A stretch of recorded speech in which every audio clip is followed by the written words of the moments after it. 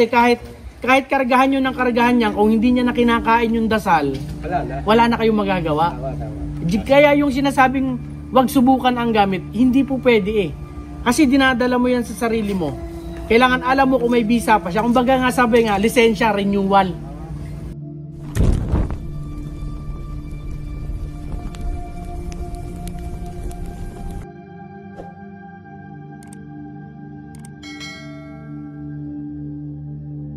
Magandang araw mga ka-horror at welcome back nga palang muli sa aking channel.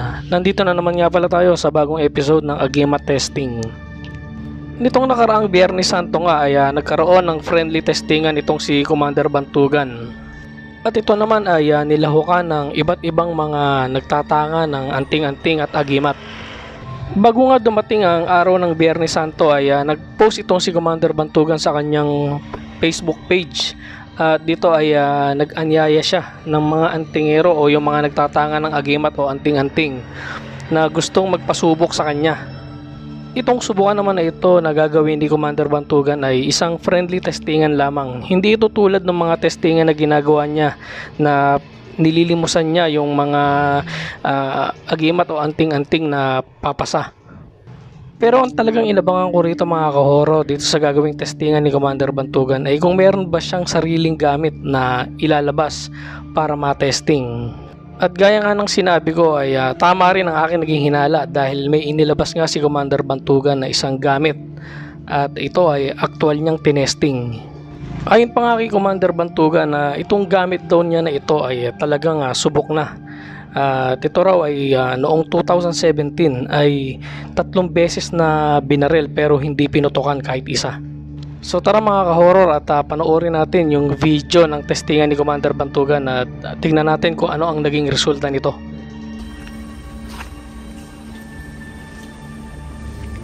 Tatlo lang.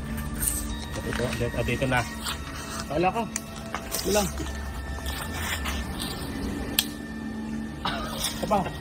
Ito.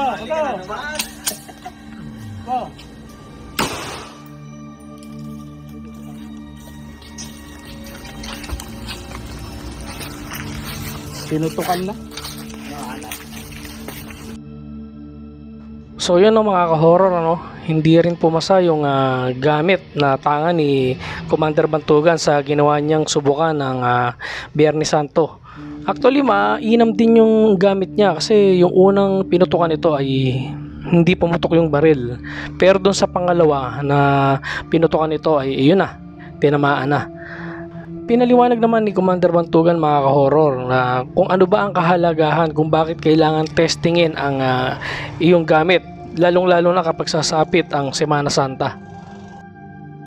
Tignan mo ako, yung ano kong yun yun na hindi pinuputukan. Na-testing yun 2017, hindi pinuputukan yun. Tapos kanina tignan mo hindi pa rin pinutukan ng isa, pero ikalawa pinutukan na. So kaya kailangan talaga subukin. Kasi hindi nyo alam kung may visa pa yan o wala na. Kasi kahit kargahan nyo ng kargahan niya, kung hindi niya na kinakain yung dasal, wala na kayong magagawa. Kaya yung sinasabing wag subukan ang gamit, hindi po pwede eh. Kasi dinadala mo yan sa sarili mo. Kailangan alam mo kung may visa pa siya. Kung baga nga sabi nga, lisensya, renewal. Diba? Kailangan alam nyo taon-taon kung may visa yung gamit niyo. Kasi mahirap dalhin kung walang visa. So tingnan nyo ako, ba't ko panghihinayangan? Kung wala naman pala ng visa, dadalhin ko pa ba? Una, kita nyo naman, nagpakita pa. Una, hindi pinutukan. Ikalawa, kaso hindi na nga lang siya tumagal. Talaga nga lang, ano na siya. Bumigay na siya. Sa totoo lang mga ka-horror ay sang-ayon ako doon sa sinasabi ni Commander Bantugan na kailangan talagang testingin ang gamit. Dito kasi malalaman kung talaga bang ang isang gamit ay mayroong bisa o yung mga dasal ba at orasyon ay kinakarga mo ay kinakain pa ng gamit na tangan-tangan mo. Marami pa rin kasi mga ka-horror ang nagsasabi na mga antingero na hindi raw dapat tinetesting ang iyong gamit lalong-lalo na kung ito ay pangbala dahil naaabuso raw ang kakayanan nito. Pero ang malaking katanungan kasi rito mga ka-horror ay paano mo malalaman kung yung gamit na tangan-tangan mo ay talagang may bisa kung hindi mo siya tetestingin. paano kung wala naman pala itong bisa o hindi niya kinakain yung mga dasal at orasyon na pinapakain mo sa kanya at dumating ka doon sa punto na nasa bingit ka na ng panganib, ay siguradong madidisgrasya ka. Matapos nga ang ginawang testingan ni Commander Bantugan itong Biyernes Santo ay meron ulit siyang ginawang testingan at meron siyang isinalang ulit dito na isang gamit. At yung gamit daw na iyon ay bagong karga lang ni Commander Bantugan. Actually hindi niya pinakita kung anong klaseng medalyon yung gamit na ito. Pero ayon niya kay Commander Bantugan ay gusto niya nang matesting yung medalyon na ito kung kinakain ba nito yung mga orasyon at dasal na kinarga niya. Bali ang naging setup nila rito ay hindi nila patatamaan yung mismong medalyon dahil ang kinarga nga rito ni Commander Bantugan ay pamigil. So titingnan lang nila kung hindi puputukan yung mismong gamit. Ngayon naman, kung sakaling ito ay putukan, ay siguradong hindi magkakadamage yung medalyon. Kumbaga ito ay tatama lamang kung doon sa mismong karton o kaya doon sa mismong supot na pinaglalagyan ng medalyon. Dahil ayon niya kay Commander Bantugan ay dito lang ay mapapatunayan niya na kulang pa ng dasal at orasyon ang ikinarga niya doon sa medalyon at patuloy niya pa rin itong kakargahan dahil gusto niya itong matesting pa ulit sa mga susunod na araw. So tara mga ka-horror at tingnan natin at panoorin kung ano ang mangyayari sa ginawang testingan na ito. Isang gamit ko. Tingnan natin kung ano ang mangyayari.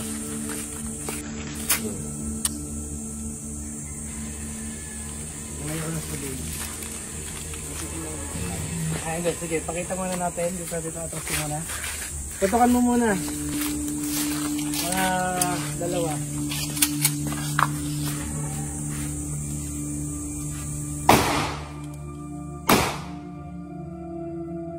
Bala. Ayan. Mga tatlo. Tunay yan. Nalagay. Pinakita mo lahat. Ano? Okay. Ayan, wala na. May pamigil. Tingnan natin kung ma-approve ba.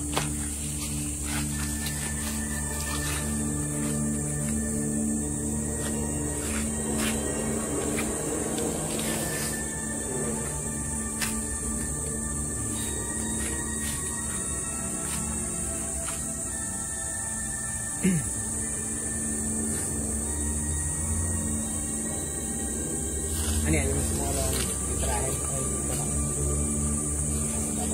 abaw.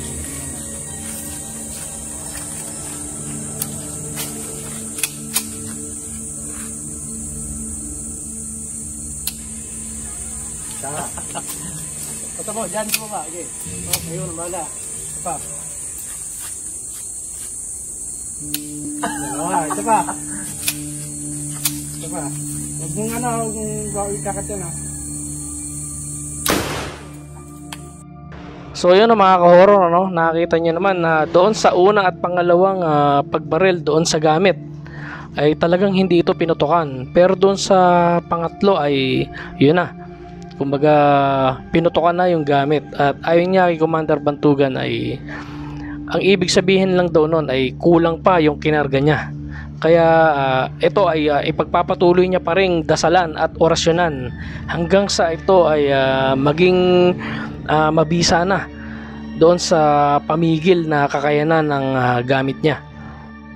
Kung nais nyo naman mga ka-horror na mapanood ang buong video ng dalawang testingan na ito ay naka-upload ito sa YouTube channel ni Commander Bantugan. So ayun mga kapanalig, nakauwi na nga tayo at kita naman natin kung ano yung nangyari. Sa una at ikalawang putok ay hindi pumutok yung bala, yung baril, pero yung ikatlo pinutukan na siya. So ibig sabihin kulang pa. No? So kakargahan pa natin yun ulit ng kakargahan hanggang sa ma-achieve natin na makalampas siya sa tatlong kalabit na hindi siya putukan. Dapat hindi siya putukan ng hanggang ikatlo. Kapag hindi lumalampas sa ikatlo, hindi pa rin yun. So kailangan 3 beses siyang hindi puputukan. So kapag siya ay nakalampas na sa 3 beses na yun, pwede na natin siyang ipabaril ng mismong patatamaan. Kasi satisfied na tayo na nakalampas na siya doon sa hindi pinuputukan. So, pwede na siyang hindi putukan sa mga pagkakataon na yon. So, dito, kumbaga aral na rin sa mga, lalo sa mga gustong makakuha or sinasabing bumili ng agimat para sa bala. So, hindi ganun kadali magkarga or magpabisa ng gamit. Kaya, sinasabi ko sa inyo sa mga nagbebenta ng ganun, ay isipin nyo rin muna bago nyo bilhin. Diba? Kasi, kailangan subok or subukan nyo na iyan ba talaga ay nakargahan na ng mahabang panahon bago nyo malaman kung talagang yan may bisa na sa bala. Kumbaga, nakargahan na siya ng mahabang panahon, tapos, puno na siya ng dasal, saka lang siya makakalampas dun sa ikatlo. Kumbaga, ikatlo nga, sinabi ko nga sa inyo kanina, ay sumpa. No? Sumpa yun sa medalyon na kailangan malampasan niya. So, para masabi na siya ay may bisa na talaga. Kasi para sa akin, yung dalawang nangyari kanina na hindi pumutok, hindi pa rin sa akin. Hindi pa ako satisfied nun eh. Kailangan 3 talaga. So, ang gagawin ko doon sa nakabalot na yon sa medalyon na nilagay ko sa pouch is kakargahan ko pa yon hanggang sa ma-achieve ko yung 3 na hindi siya putukan. So kapag naka-3 na siya, handa na siya at sumabak doon sa testingan talaga na patatamaan siya kung puputukan pa rin siya. So mga kapanalig, mag-isip-isip po tayo, no? Para sa mga gustong mag-achieve or makabili ng ganyan. Huwag po basta-basta bibili. Kailangan po subok yung gamit. So yun lang mga kapanalig. Maraming salamat. Update ko kayo kapag pasusubukan ko na ulit yung gamit na yon.